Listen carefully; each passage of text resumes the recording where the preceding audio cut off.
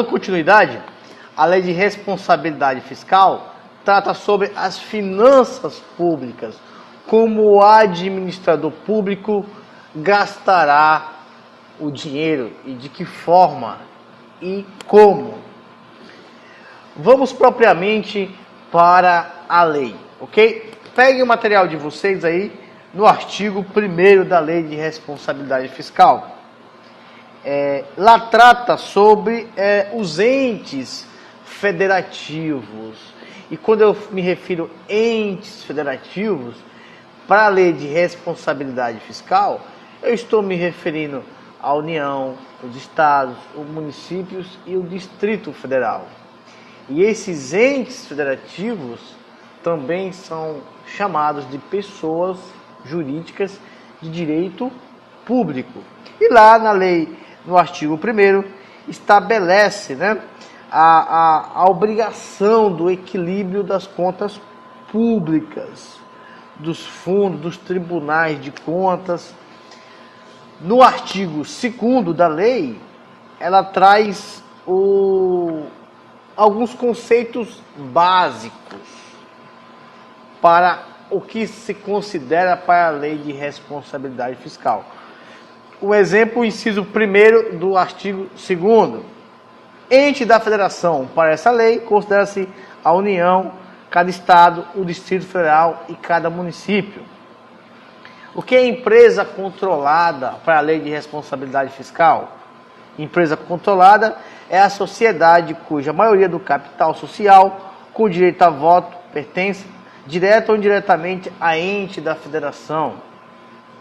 Empresa estatal dependente para a Lei de Responsabilidade Fiscal é empresa controlada que receba do ente controlador recursos financeiros para pagamento de despesas com pessoal, ou de custeio em geral, ou de capital, excluídos, no último caso, aqueles provenientes de aumento de participação acionária.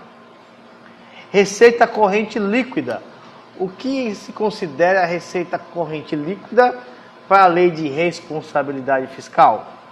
Considera-se receita corrente líquida somatórios das receitas tributárias, de contribuições, transferências correntes e outras receitas também correntes, deduzidos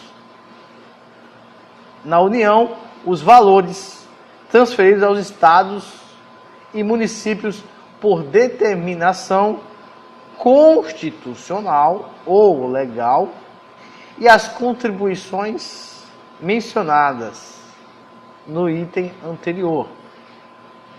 Nos estados, parcelas entregue aos municípios por determinação constitucional.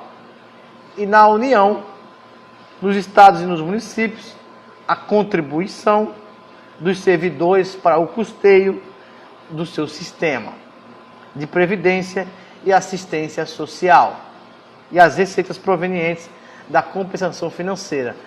Todas essas hipóteses estão no artigo 2º da Lei de Responsabilidade Fiscal.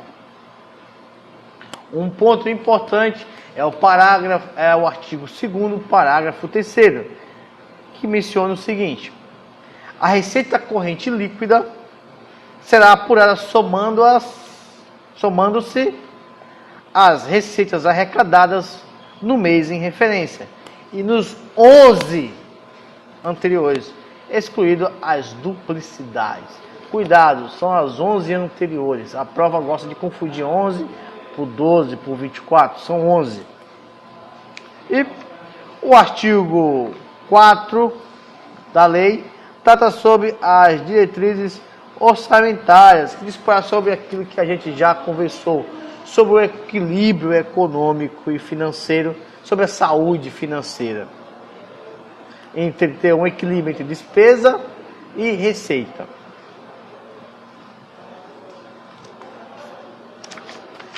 Trata também sobre o anexo, quais os requisitos do anexo que conterá a lei de diretrizes orçamentárias. Está lá as hipóteses no artigo 4. No artigo 5. Trata do projeto de lei orçamentária anual, elaborado de forma compatível com o plano plurianual. Outro questionamento que o aluno geralmente pergunta: professor, a lei de responsabilidade fiscal, ela cita muito a Constituição Federal.